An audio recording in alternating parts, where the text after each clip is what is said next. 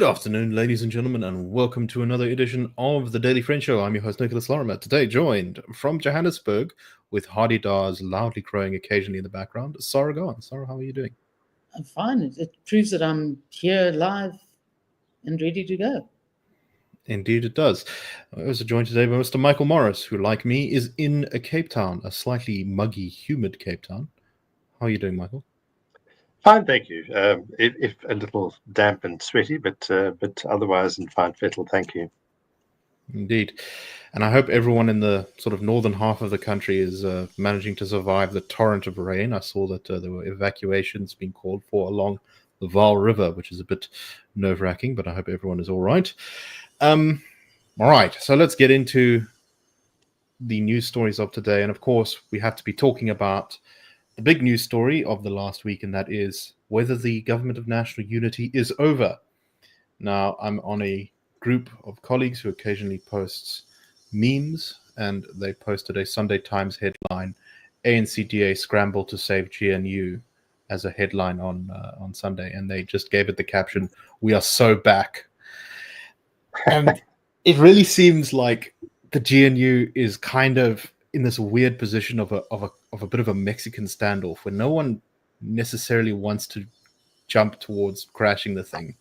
And we can get into some of the details of why that might be. But we had the Deputy President, Paul Mashatile, over the past 48 hours or so, being very aggressive publicly about the GNU. He firstly said or rather he said on Monday in a meeting that the ANC had never depended on the DA in the GNU, that there were all these other parties who were part of the GNU who were just as important as the DA, and that they didn't need the DA. He went on to say that the ANC will be deciding what to do on Monday, or that is today, in their National Working Committee about how to respond to the DA refusing to vote for the budget. Mashatile said that the other GNU partners, are not a sideshow. They must feature prominently in how we move forward. We will meet all the GNU leaders to discuss how we move forward. He said the DA's role should not be exaggerated. I guess the implication here is that other parties in the GNU might get more ministerial seats if they took them away from the DA. Mashatile said that if he was a minister who was implementing a budget that the minister had voted against, that he would be ashamed to show up and implement it. He was speaking to the Ahmed Kathrada Legacy Business Breakfast in Ilovo about the future of the DA in the Government of National Unity, and he says that the DA, despite saying that they were committed to the economy, voted against the budget. He said, "You want to work as a minister, but you have not voted for the budget. But you think that's okay, I'm not sure what they were thinking. I would be ashamed. Where do they think the budget comes from?" At the same time, Ramaphosa has been pushing back on DA criticisms of the budget by saying that the budget was directed at growing the economy and that the DA is just making claims because it wants a political win here. Well, there was a really nice opinion piece written by Tim Cohen about this, which says, the Government of National Unity is a really good thing because it has given us the proper possibility of increased business confidence, of keeping the EFF and MK out of government, of starting the country on a path to some actual economic reform, on getting some departments to work better. And yet at the same time, can it really continue if the DA can't trust the ANC whatsoever? So I put a lot out there on the table. Sara, let me start with you. What's your take on where the GNU is at? Do you agree with me that this is all kind of a Mexican standoff? Tim Cohen says that there are suggestions in the ether out there that the ANC will try to keep the DA in the GNU, but punish them by removing 2 ministers. I don't know if the DA is going to stick around. What do you think is going on? Well, let's put it this way. You have to acknowledge the spin element of what Paul Mashatile is saying, because he is flirting with the truth a bit in saying he would feel ashamed. I've never seen an ANC minister or MP feel ashamed about anything. And they've not been ashamed about the fact that they've pretended that they were passing budgets over the years to grow the economy, and the economy's just slid and slid and slid, and is going to slide further. And the whole purpose of GNU, whether the ANC likes it or not, it's not a, the ANC invites you in to sort of have tea and agree with everything they do. But they don't, whether they don't understand it or it just goes against, now they're in it, and now that they relied on the DA to get President Ramaphosa elected to the presidency of the country, if they genuinely feel that the only purpose here is to be some sort of cheerleader to everything the ANC does. Now, that isn't, you'd have to be either naive or stupid to believe that that's what was going to happen, because the whole purpose of the ANC ultimately choosing to go with the DA was because it became apparent very quickly that the voters, that's what they wanted. That's where they saw the benefits lying in being in this situation where things could improve without, you didn't have to say, the DA didn't have to say, or wasn't likely to say, we did it. You sat down as colleagues and you said, we've really got to suggest some changes here. The ANC could own as much as anybody else, if not more so, because they are the largest of a minority-sized party. I've got the impression, both from, Tim Cohen's article is worth reading, but from the original article that Peter du Toit wrote in the News 24, when he tracked the process of how we got to this point in the last few weeks, and they clearly, there seemed to be real confidence that they were on the cusp of an agreement between the ANC and the DA. And the NEC, specifically Cyril Ramaphosa, walked in and said, we will not be treated like this by the DA. And so the clear seeds that they weren't going to regard the DA with the respect, shall we say, that they should have, and to have found a way to own a better policy that would enable growth. And for me, the naivety, to some extent, the naivety of the big business sector to write letters to both the DA and the ANC about keeping the thing together. Well, that's not very helpful if you're not analyzing what's actually going on. And the impression one has is that the president is really itching somehow to get the DA out, but he doesn't want to do it. So if they can, a couple of DA ministers to replace them with the guys who voted for them, then the DA will have to react. But I think the problem is that with the amount of spin and dishonesty that's come out in a lot of what the ANC said has happened, I just don't think the DA ultimately can continue to trust them. I mean, it's been like a tennis game. It's been a to and fro within the ANC. I mean, the DA's almost had to sit on the sidelines and watch while, the good officers of the ANC thump their chests at each other. I'm not sure they can be trusted. So I think it's the next game in the sort of standoff is what the ANC decides to do with its working committee today. So, Michael, what do you make of how things are at the moment? I think it's interesting that a lot of the reporting seems to suggest that actually Ramaphosa, contrary to many of the sort of preconceived notions that people have, has actually been one of the people who's been more keen on torpedoing the GNU and seems very personally upset about everything that's going on. So firstly, that's kind of an interesting thing. And secondly, I mean, what do you make of the situation now? I think one of the reasons why no one is in a hurry to scupper this is that, while me and many of the people who listen to the show think the GNU is really not working out, it remains pretty popular in the country. Now, we haven't seen polling since the budget debacle stuff, so we don't really know exactly if attitudes have changed. But that Brento's polling we saw relatively recently suggested that the GNU remains pretty popular, with about 60% of the country thinking it's doing a good job. What's your take on all this?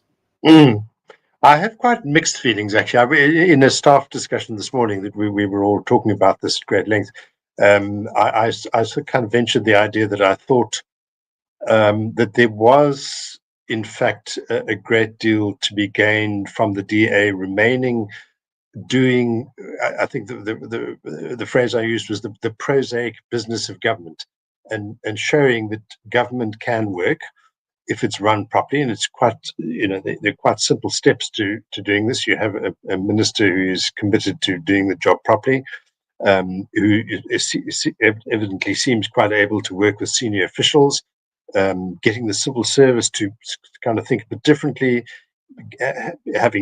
putting down kind of programs and targets and whatever is required. I mean, I've never done that kind of job, but I can picture the sort of basic things you need to do, and you need to keep in touch with your people and make sure you're all on the same page, and kind of keep working towards an objective. And it is quite an unsexy, politically prosaic business. You basically just running this huge affair, and you've got to try and do it as effectively as you possibly can.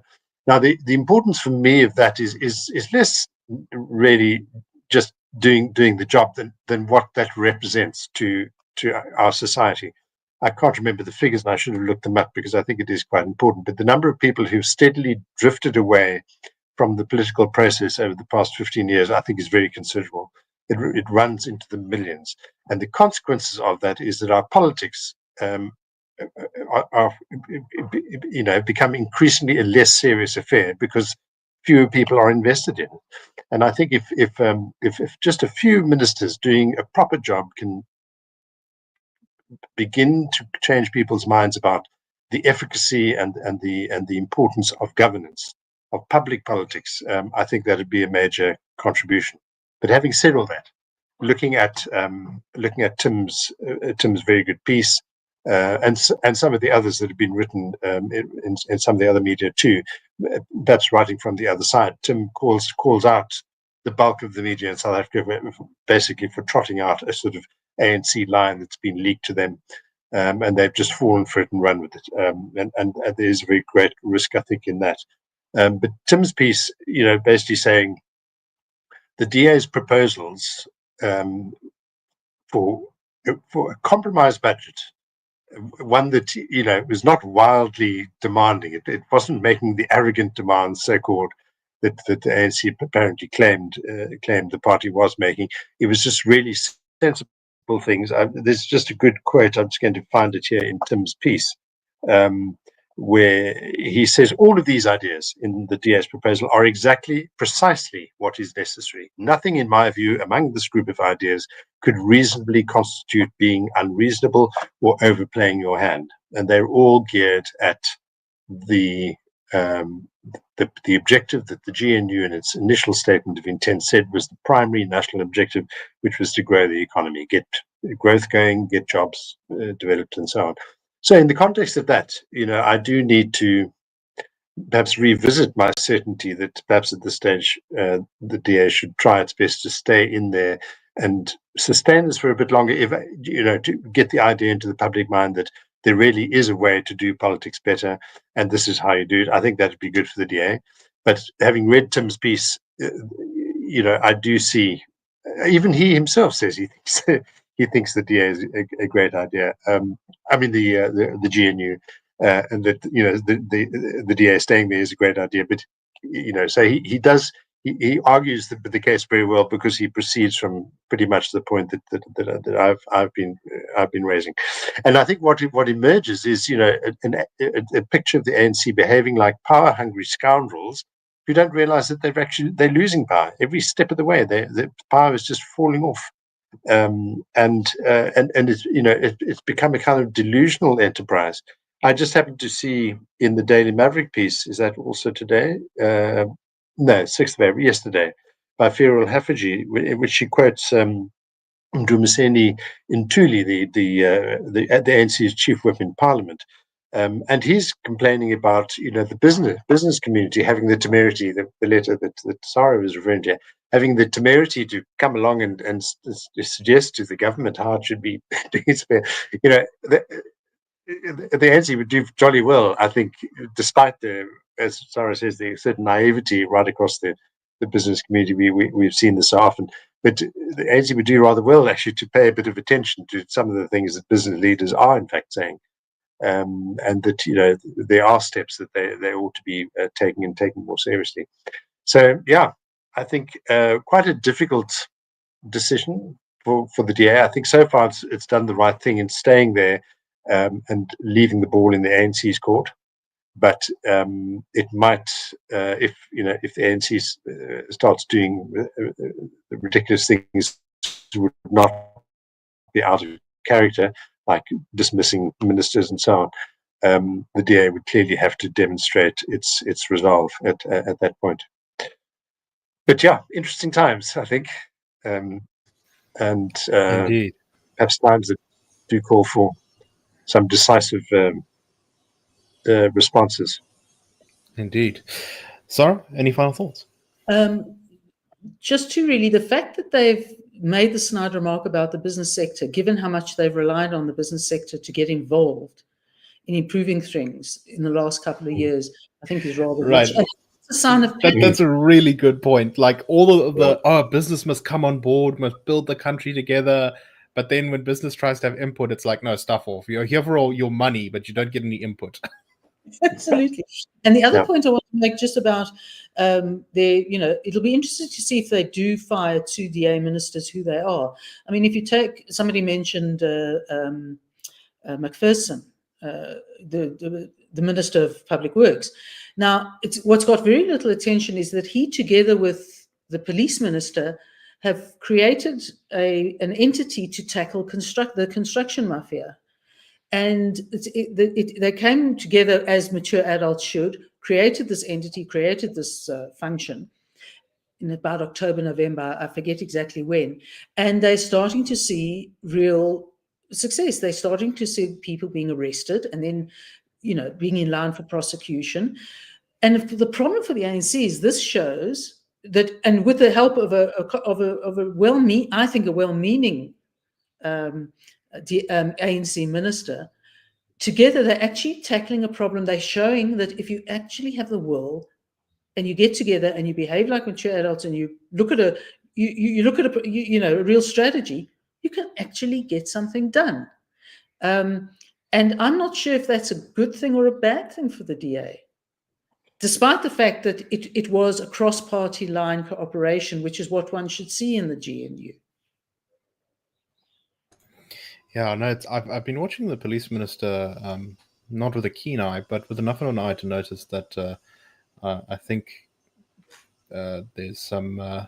He definitely seems to be more able than many of the other ANC ministers, and it's interesting you point out that this has been a sort of rare area of cooperation between the parties. I see someone in the comments is asking about what is needed before a snap election before 2029. This is there are several circumstances which could play out in Parliament that could result in a snap election. It just kind of depends on how unstable the political system gets if the GNU does collapse. So it's not impossible, but it is, I think, at this stage still quite unlikely, particularly because the ANC, I think, will sacrifice an awful lot to prevent another election at this stage. But we'll have to see. Okay.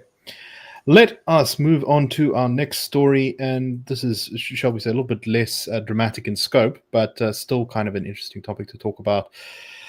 And that is a report in the news media about a group of people around in Pretoria who were near Cullinan, the Refilwe township. They were heading to work in transport that was organized for them by their company that they work for. Which point they were stopped by a group of people who were wearing taxi association reflector jackets and were left stranded on the side of the road on Friday. This is apparently the latest in a string of acts where taxi patrollers in the area have been accused of targeting private vehicles and shuttle services because they are competing with the taxis in the area. A team from the Sowetan watched as some workers were left stranded on the side of the road after taxi patrollers stopped their vehicle and ordered them out of it. Some of them had to hitchhike. Others tried to get other transport arranged for them. One of the women who was tossed out of the vehicle on Friday said she had to walk to work the day before. She said, quote, "I work with a disabled child and I have to be at work early. Yesterday, I had to walk here from work because I did not have the money to take a taxi. The taxi marshal, said if I call my boss to come and fetch me, they won't allow me to get into her car because they expect me to pay. Another woman who was ejected from that car said, I have a child. My budget does not allow me to take the taxi at the taxi rank. If I take a normal taxi, it would mean I spend more than 800 Rand a month. But with the arrangement we have with the other taxis, I pay 500 Rand a month. A spokesperson for the National Taxi Council has said that this is illegal if it is indeed happening. Sara, let me start with you. We had a really fascinating presentation from a consultant on transport systems recently who talks about taxis as both the villain and the hero of South Africa's transport story. On one hand, taxis get at least 16 million people to work every single day, and they do it relatively cheaply, and they do it pretty efficiently. Which is remarkable. It's an entire public transport system that's being done privately. On the other hand, this gangsterism and thuggish behavior is so widespread in the industry. That same consultant was talking about, obviously this story here talks about how it affects the passengers, but we've also seen the number of murders that go on in the taxi industry. That same consultant said that significant numbers of taxi drivers that he knows have been killed by other taxi drivers competing for positions and routes. What's your take on the story? It's very interesting because the taxi industry, unlike many of the bus companies around the country, receives very, very little financial support from the government. But on the other hand, there is the concern about the involvement of police officials, politicians, etc., as taxi bosses. So there's sort of potentially a load of nefarious interests. But Andrew Shaw made a very important point. He said, on the one hand, you've got taxi drivers working extremely hard at the risk of annoying the rest of us by driving badly to get their routes, to get people through their routes and back so they can actually make money. And a number of the taxi bosses, the organizations that represent them are canny operators. They are entrepreneurs. But it seems to be the point that what you probably need is a combination of stick and carrot. Is you've got to have more regulation of the industry. But my sense from what Andrew was saying is that in return you can sort of point or move the industry in a direction of actually increasing their ability to create more markets by becoming actually more legit and behaving better. In exchange for that, there are a whole lot of options that can be offered or made available or opened up to the taxi industry that can expand their reach and make them more money. So in a way, what happens is they've taken a model that's been extremely successful up to a point, but they can't increase their investment isn't bringing them increasing returns. But you're almost looking at the possibility of tightening up the way they operate, and therefore, becoming less mafiosi-like and alienating absolutely everybody else on the one hand, and really getting them to understand about the possibility of buying in as a more formal industry to actually improve their investment and expansion potential. But of course, you need, as we've seen, you'd need a coalition of the willing. And I think the problem is that those people who might be preventing it from a political point of view or not tackling it are less than willing, either because of a sense of weakness or a sense of, they're scoring directly financially, whatever the position may be. But like most things, the possibility is there. And you saw to some extent with the way the city of Cape Town dealt with, stared the taxi industry down. Was it last year, the year before? It's when people operate like mafiosi, it's about power. It's about staring down the power and then talking. So I think the potential's there, but right now everyone's just pushed. The taxi drivers, the taxi owners, the people who have to drive around the taxis or not, and then of course the people who use the taxis, which, it's an invaluable, there is no alternative to the taxi industry at the moment. And certainly that's what came out from Andrew Shaw's talk, is that the other forms of public transport are just not enough to make up the balance, to make up for the taxi industry. Yeah, no, I'm just constantly considering the question, how can we turn the powers of the taxi industry to good rather than to ill? Michael, what's your take on this story? I think we're kind of seeing here that in this story the sort of visceral impact that a story like this has on ordinary people's lives. When you don't have free market competition, it's very poor people who are going to get screwed over. Yeah, I'm glad that Sara mentioned the word mafia in her comments now, because it reminded me of what she'd said in our pre-show chat about contrasting the situation in the taxi industry with what is potentially beginning to happen in the construction industry, in line with Macpherson's construction mafia collaboration or initiative with the Minister of Police. And I think it's quite clear in a situation like this, the use of force that we're seeing being applied by an economic player is really just filling a void that's created by the absence or the vacation of policing of the state power. And so long as that pertains, there is that kind of incentive, which is a negative one. I've always been very attracted to the idea of trying to avoid criminalization as much as possible, and instead to incentivize better behavior. I think it just generally it develops a different way of thinking about problems. If you can get people to see that there is some benefit in behaving a certain way, then you don't need to run after them with a stick and an arrest warrant. But clearly here, it's a complex of factors, and we've quite far down the road. We've seen this with construction mafia. There are all kinds of other mafia also.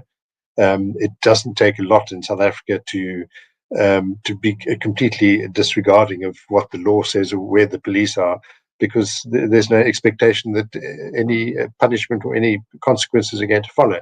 So I think this is very much a case in point. And at the same time, we're looking at a vital industry, as you both said, that is doing amazing things.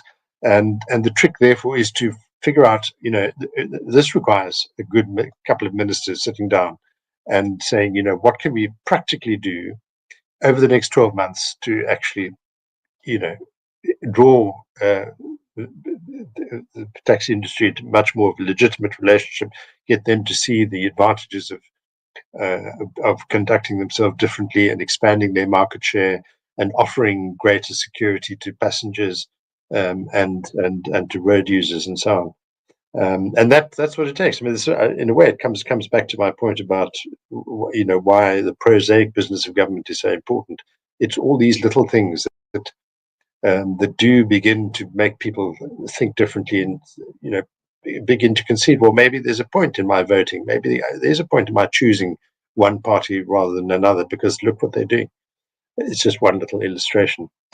But as far as the here and now, how awful to be people who depend on taxis, and this is what might happen to your working day. Everything goes pear-shaped. Very dangerous, also, I'm sure.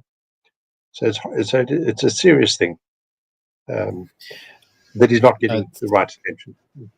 I agree completely that there are many problems in South Africa that could be solved, or at least significantly improved, by simply applying simple rules consistently, fairly, and effectively across the society. And that's the very first step in cracking apart mafias and things like that. Is no special carve-outs, no exemptions.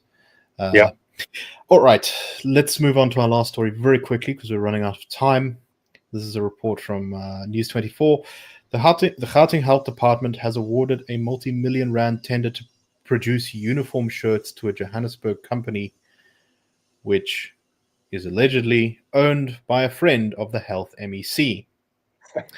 This company, to make matters worse, also has a bit of a dodgy history. It was deregistered by the Companies and Intellectual Property Commission in 2023 due to not submitting financial records, I believe is the reason. And yet, despite the fact that it has this sort of, kind of unsure dodgy past, got this 2.5 million rand tender. When asked about this, the MEC for Health in Gauteng what her relationship was with the owner of this company, said, no, we're not friends. I know her, but only from a distance. Somewhat awkwardly, the reporters found Facebook pictures of her hanging out with the owner of this company, where the owner of the company was tweeting out, or rather Facebooking out, pictures of the two of them together at a DJ booth with the following caption: "Busy 12th Sunday of 2024. Your leadership spinning the discs. Yes, what a day. Cheers to all the mothers in the world." Which suggests that you've got a little bit more of a closer relationship than only knowing each other from a distance. She reiterated in writing she had no relationship beyond seeing this person in a few public gatherings, and that I did take pictures with her during the election campaign, which is not out of the ordinary. I'm not quite sure if that's the case. Michael, what do you make of this? Yeah, I mean, talking about absence of consequences, which is not to say there's anything amiss. The instances like this need to be thoroughly investigated before we can really make anything like a bold allegation. But nevertheless, aren't we so familiar with these sorts of stories? I mean, day after day. And the public has become inured to them. This is the worst of it. The complete shamelessness, to use a phrase that you both used, I think, earlier in the show. It's just a horror. And in a proper robust democracy, this would immediately prompt a completely different response from a governing official or governing department. That this has got to be looked into thoroughly. We get to whatever you need to do, but what you bear in mind is your duty to the public to be accountable and to make sure that government is clean. Instead of having I know this person and but only distantly, and there's nothing to worry about, and so on, which is very dismissive and very disregarding of the rest of us, of the public, who are not spinning discs and having a gay time at these glitzy functions. Yeah. It's also worth mentioning that the entrepreneur who is accused here has also an ANC branch member as well. So it's not just like they're just personal friends as well. But Sara, any thoughts on this before we close it for today? Well, I think this is quaint. We can relax a bit. It's business as usual. It's like so 2 years ago. It's what we got excited about then, which also is a problem. But essentially, the big issues that we've been talking about before this are really about that's where the change has to happen for this sort of thing to stop happening. Clearly, it's so patronage and corruption is so embedded. It is literally a way of life. But on the other hand, these purveyors of snazzy T-shirts or whatever have been exposed. I mean, that's the other thing is that despite the fact that the world is crashing around us and the South African potentially going down the economic tubes, there's still journalists writing about what was it, 3 million? I mean, chicken feed. But it's reassuring nonetheless in a sort of way. Yeah, quite right. Indeed. Okay, that's all the time we have for today. We hope you found the show interesting. We will see you on the Daily Friend Show tomorrow. Cheers, everyone. Have a wonderful day.